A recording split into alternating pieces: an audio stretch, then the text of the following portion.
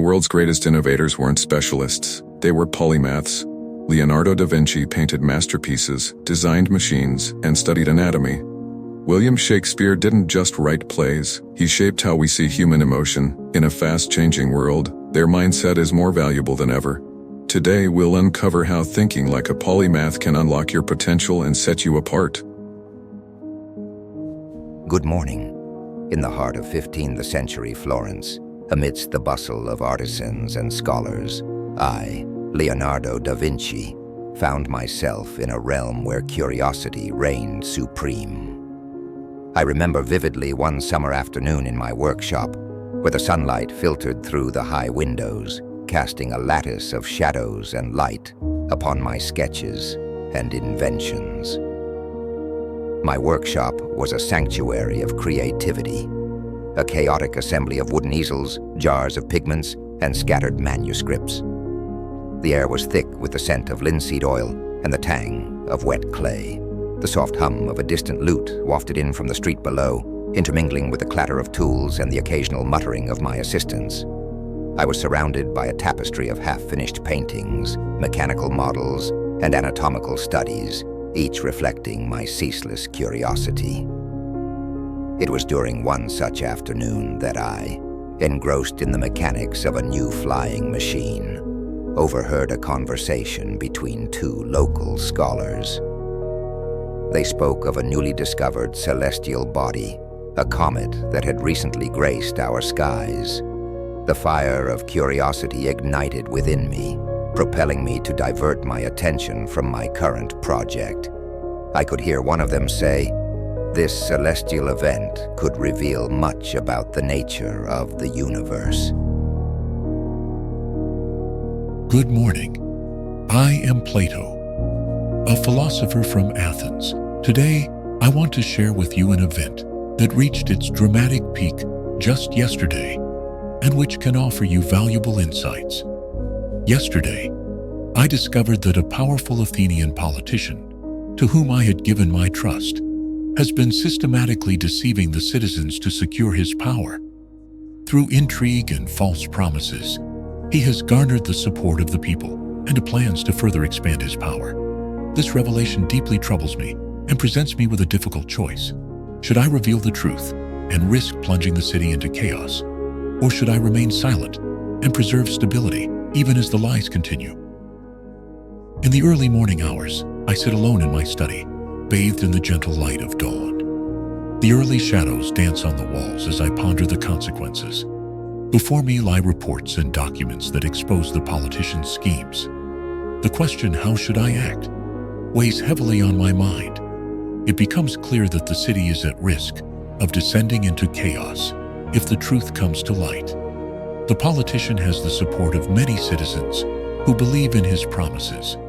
Should the lies be exposed, angry protests and social unrest could follow. In Athens, where political power struggles and social tensions are prevalent, revealing the truth could lead to a breakdown of public order. Good morning. As I, William, pen these reflections on the art of the stage, I am compelled to draw you into the vibrant tapestry of the theater that I, too, have had the privilege of weaving.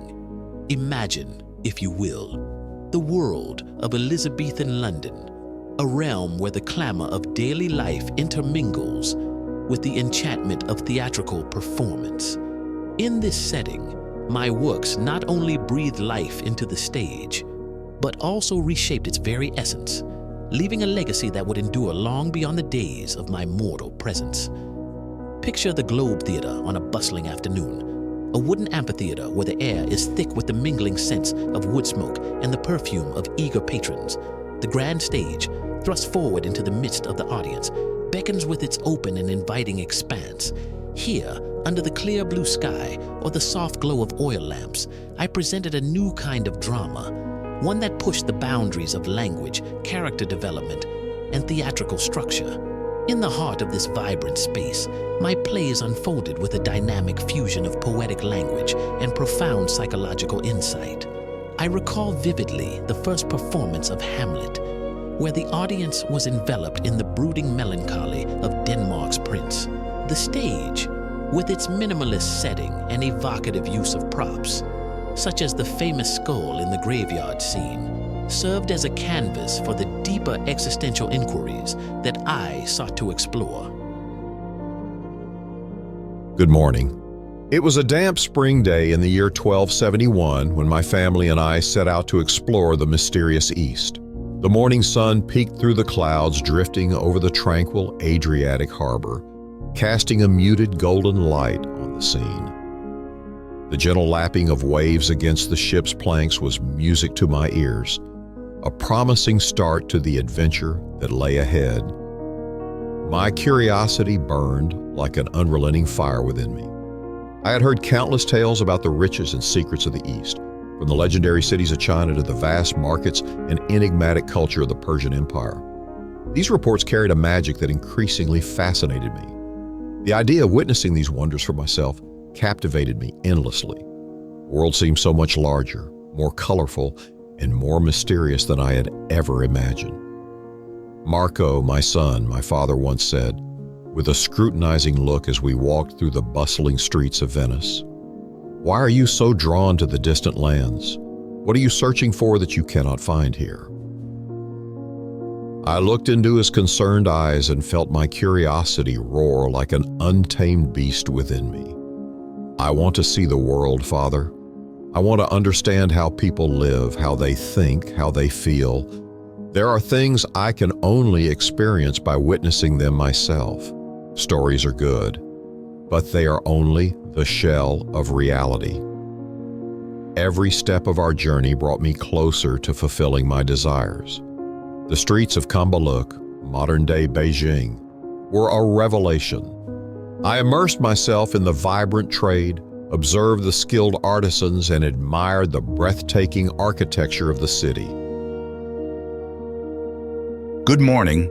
In the early morning of August 26, 1768, as the first light of dawn crept across the horizon, the HMS Endeavour lay anchored at the docks of Plymouth.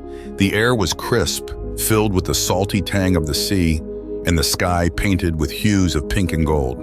The sound of bustling preparations mingled with the distant calls of seagulls, creating a symphony of anticipation and excitement.